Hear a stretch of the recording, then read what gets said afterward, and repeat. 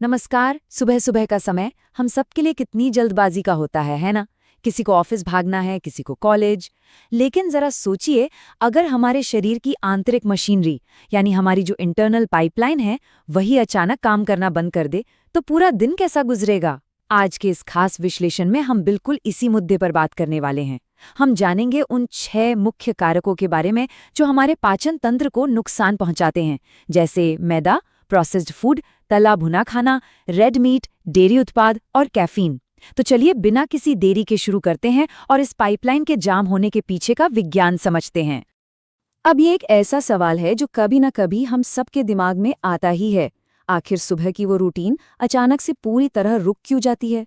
पेट साफ न होना, या जिसे हम कब्ज कहते हैं, एक ऐसी दिक्कत है जिसे महसूस तो सब करते हैं पर खुलकर कोई बात नहीं करना चाहता।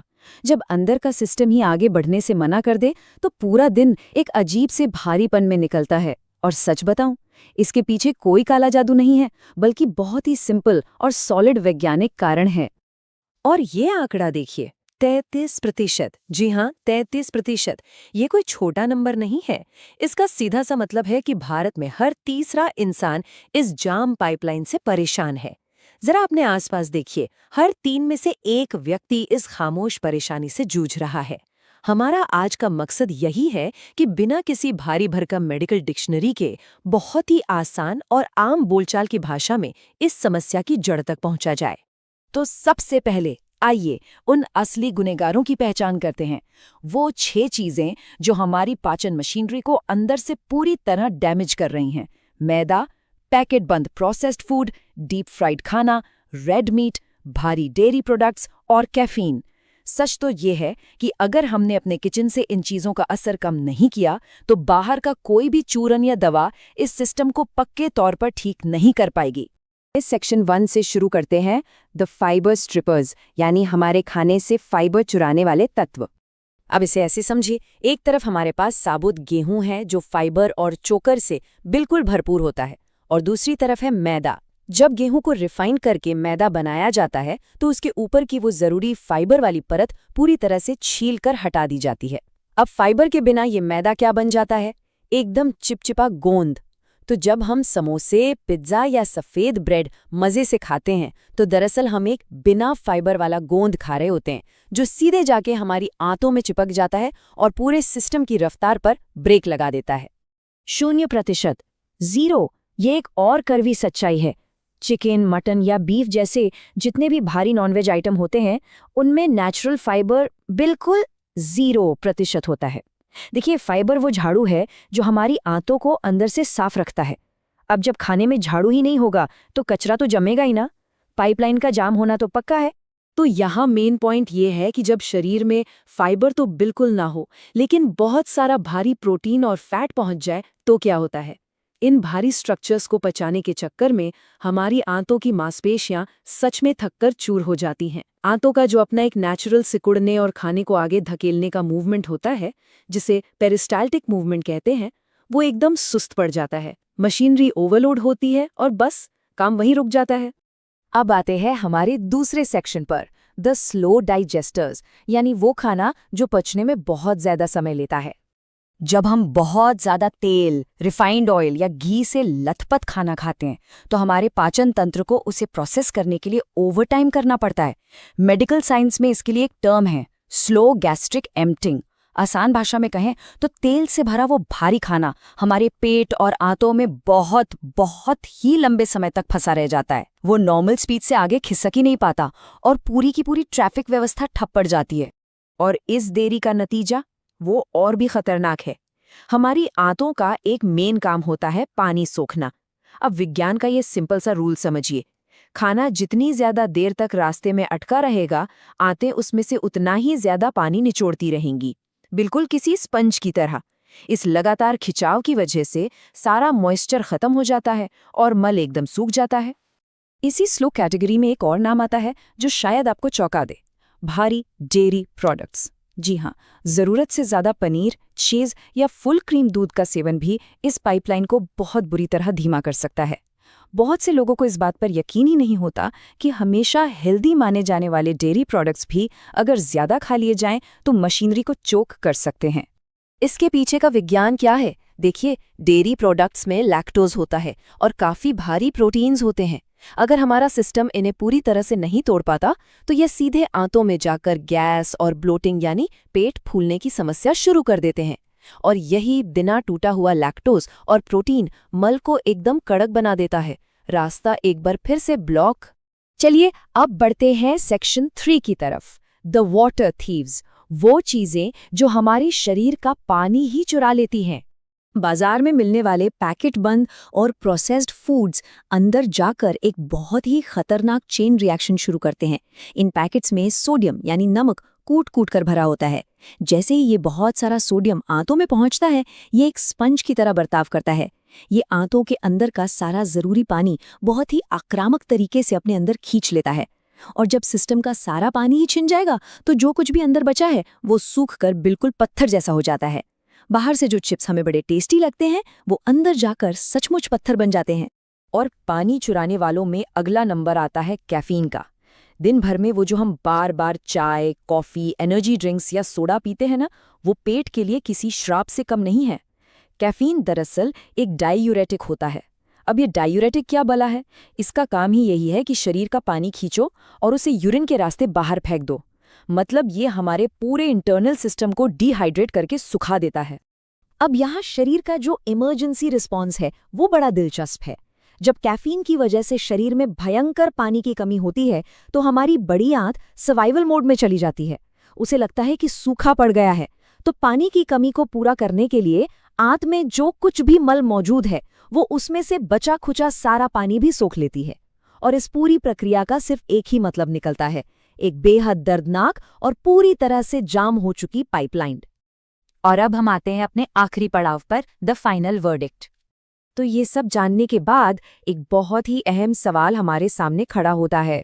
कल सुबह उस आंतरिक पाइपलाइन को बिना किसी रुकावट के चलाने के लिए क्या हम आज अपनी रोजमर्रा की थाली को थोड़ा बदल सकते हैं? अब जब हम इन 6 गुनाहगारों को पहचान चुके हैं और इसके पीछे के विज्ञान को समझ गए हैं, तो हम अपने खाने पीने के तरीके में एक बड़ा और पॉजिटिव बदलाव ला सकते हैं। ये सिर्फ एक दिन की बात नहीं है, बल्कि ये अपने शरीर की मशीनरी को हमेशा के लिए स्मूथ और हेल्दी बनाने की शुरुआत है। तो अपनी डाइट पर गौर कीजिए और इस मशीन को चलते रहने दीजिए। आज हम कोई काम चलाऊ घरेलू नुस्खे डिस्कस नहीं करेंगे, बल्कि एक ऐसा परमानेंट, नेचुरल और पूरी तरह से साइंटिफिक ब्लूप्रिंट शेयर करेंगे जो आपके डाइजेस्टिव सिस्टम को हमेशा के लिए सुधार सकता है। तो चलिए सीधे मुद्दे पर आते हैं। अक्सर हमारे दिमाग में ये सवाल आता है कि आखिर इस प्रॉब्लम का परमानेंट और साइंटिफिक सोल्यूशन है क्या? हम में से बहुत से लोग रोज सुबह बस दवाइयों या चूरन के भरोसे बैठे लेते हैं, लेकिन सच बताऊं, असली इलाज इन रोज-रोज की गोलियों में नहीं है, बल्कि अपनी डाइट को पूरी तरह से और बहुत ही साइंटिफिक तरीके से रीस्ट्रक्चर करने में छिपा है। आइए बात करते हैं हमारे पहले और सबसे जरूरी स्टेप की, आहार का 50% नियम, यानी अपनी पूरी दिनचर्या को फिर से व्यवस्थित करना। इस दैनिक ब्लूप्रिंट का पहला रूल ये है कि हमें अपने दिन भर के कुल खाने का 50% हिस्सा पूरी तरह से बदल देना है। और इस बदलाव की शुरुआत होती है सुबह आँख खुलते ही। वो जो हम सुबह सुबह चाय, बिस्किट, पोहा या भारी भरकम पराठे खाते हैं ना, उन्हें बिल्कुल हटाना होगा। उनकी जगह हमें अपनानी है एक रेनबो फ्रूट प्लेट। साइंस के हिसाब से एक आइडियल नाश्ते में 3 से 4 अलग-अलग रंगों के ताज़े मौसमी फल होने चाहिए, खासतौर पर पपीता और अमरूद, और इन्हें आपको सुबह बिल्कुल पेट भरकर खाना है। अब आप सोचेंगे कि ऐसा क्यों? देखिए, फलों को सिर्फ खाना मत मानिए, ये एक तरह के टूल हैं। हम इन्हें नेचुरल ब्रूम या प्राकृतिक झाड़ू कह सकते हैं। होता क्या है कि सुबह जब हमारा पेट एकदम खाली होता है तो इन ताज़े फलों में मौजूद लाइव एंजाइम्स और स्ट्रक्चर्ड वाटर हमारी आंतों के लिए बिल्कुल एक झाड़ू का काम करते हैं। ये रात भर की जमी हुई गंदगी को ढीला कर देते हैं और उसे आगे धकेलने में मदद करते हैं। ये वाकई एक कमाल का नेचुरल प्रोसेस है। अब नाश्ते के बाद चलते हैं लंच और डिनर की तरफ। यहाँ पर लागू होता है कच्चे सलाद का नियम, जो कि इस ब्लूप्रिंट का एक बहुत ही सख्त प्रोटोकॉल है। रूल ये है कि जब भी आप खाना खाने बैठें तो पके हुए खाने यानी रोटी या चावल को छूने से पहले आपको कच्चे सलाद जैसे खीरा, गाजर, टमाटर का एक बड़ा बाउल पूरी तरह खत्म करना ही है, और वो भी अच्छे से चबा चबा कर। इसके बाद ही आप अपना पका हुआ खाना खा सकते हैं। ये तरीका खाने को आंतों में सड़ने से रोकता है और आपके डाइजेशन को एकदम फौलादी बना देता है। डाइट के इस 50% नियम के बाद आइए समझते हैं इसके दूसरे हिस्से को, फाइबर जेल का जादुई विज्ञान, जहां हम ईसबगोल और चिया सीड्स के काम करने के तरीके को देखेंगे। अब देखिए, ये पानी में घुलने वाले फाइबर जैसे ईसबगोल और चिया सीड्स, ये कोई मामूली दादी नानी के नुस्खे नहीं हैं। ये बहुत ही प्रिसाइज साइंटिफिक टूल्स हैं और इनके पीछे का असली जादू है म्यूसिलेज। जब ईसबगोल या चिया सीड्स पानी सोखते हैं तो वो अपने चारों तरफ एक चिपचिपा, लिजलिजा और स्पंजी सा जेल बना लेते हैं। इसी जेल को म्यूसिलेज कहते हैं। ये हमारे डाइजेस्टिव ट्रैक्ट में जाकर एक स्पंजी लेयर बना लेता है और यकीन मानिए यही वो लेयर है जो सारा कमाल करती है। और ये स्लाइड हमें बहुत ही बेहतरीन तरीके से दिखाती है कि ये म्यूसिलेज बड़ी आंत में जाकर आखिर करता क्या है। इसके दो मेन काम हैं। पहला, मल में भारीपन या बल्क लाना। ये फाइबर मल को एक सही आकार देता है, जिससे आंतों की दीवारों पर मौजूद स्ट्रेच रिसेप्टर्स एक्टिवेट हो जाते हैं और सीधे दिमाग को सिग्नल भेजते हैं कि हाँ, अब मल त्याग का समय आ गया है। और दूसरा काम है चिकनाहट या लुब्रिकेशन। ये जेल पानी को इस तरह से लॉक कर लेता है कि बड़ी आंत उस पानी को सोख ही नहीं पाती। इससे मल सूखता नहीं है और बिना किसी रगड़ के आसानी से पास हो जाता है। तो अब आते हैं एक बहुत ही जरूरी हिस्से पर, ईसबगोल। इसे लेने का सही समय और तरीका क्या है, यानी हमारा रात का प्रोटोकॉल। आपको पता है, ईसबगोल को अगर गलत तरीके से लिया जाए तो ये कब्ज को ठीक करने के बजाय और ज्यादा बिगाड़ सकता है। रात को सोने से पहले 1 ग्लास गुनगुना पानी लें और उसमें 1 से 2 चम्मच यानी करीब 5 से 10 ग्राम ईसबगोल डालें। और यहाँ सबसे क्रूशियल स्टेप है, इसे मिलाते ही बिना 1 सेकंड की देरी किए तुरंत पी जाना है। जी हाँ, तुरंत। अगर आपने इसे ग्लास में थोड़ी देर भी छोड़ दिया तो ये जमकर बिल्कुल सीमेंट या गाढ़े कीचड़ जैसा बन जाएगा, जिसे पीना बिल्कुल इम्पॉसिबल है। और यहाँ एक ऐसा नियम है जिसे आप कभी इग्नोर नहीं कर सकते। ईसबगोल पीने के तुरंत बाद हमेशा 1 गिलास सादा पानी ऊपर से जरूर पिएं। ये एकदम अनिवार्य है। वैसे एक छोटी सी टिप और दे दूं, अगर रात में इसे लेने से पेट में हल्की मरोड़ या अनईजीनेस लगे तो आप इस रात वाले प्रोटोकॉल की बजाय इसे दिन के समय ताज़ी दही में मिलाकर भी ले सकते हैं। ईसबगोल के बाद अब बात करते हैं चिया सीड्स की। इसे हम कहते हैं जादुई स्पंज। आइए देखते हैं इसका सुबह का प्रोटोकॉल। चिया सीड्स को लेने का तरीका ईसबगोल से बिल्कुल अलग है। इन्हें कभी भी सूखा या पानी में घोलकर तुरंत नहीं पिया जाता। सही तरीका ये है कि 1 गिलास पानी में सिर्फ 1 छोटा चम्मच चिया सीड्स डालें और इसे कम से कम 20 से 30 मिनट तक भीगने दें, या सबसे बेस्ट रिजल्ट्स के लिए इसे पूरी रात भीगने दें। पानी सोखने के बाद ये बीज बिल्कुल एक स्पंजी म्यूसिलेज में बदल जाएंगे। फिर अगली सुबह खाली पेट इस जेल को घूट-घूट करके आराम से पी लें। अब इस चिया जेल के असर को और भी पावरफुल बनाने की एक छोटी सी साइंटिफिक ट्रिक बताता हूँ। आप इस भीगे हुए जेल में आधा नींबू निचोड़ लें और बस 1 चुटकी सेंधा नमक मिला लें। इससे क्या होगा, ये न सिर्फ स्वाद बढ़ाएगा बल्कि आपके शरीर को जरूरी इलेक्ट्रोलाइट्स भी देगा। और सबसे बड़ी बात, ये आपकी आंतों की सफाई के प्रोसेस को दुगनी तेजी से काम करने पर मजबूर कर देगा। अब चलिए आगे बढ़ते हैं और देखते हैं सबसे महत्वपूर्ण सावधानियां, फाइबर जेल के ये 3 नियम जो आपकी सेफ्टी के लिए बहुत जरूरी हैं। देखिए, किसी भी फाइबर जेल को इस्तेमाल करते समय कुछ गोल्डन रूल्स फॉलो करना बहुत जरूरी है। पहला रूल है हाइड्रेशन। ये फाइबर जेल आंतों में पानी को ब्लॉक करते हैं, इसलिए आपको नॉर्मल दिनों के मुकाबले 3 से 4 ग्लास एक्स्ट्रा पानी पीना ही होगा, वरना ये अंदर जाकर सीमेंट की तरह जम सकता है।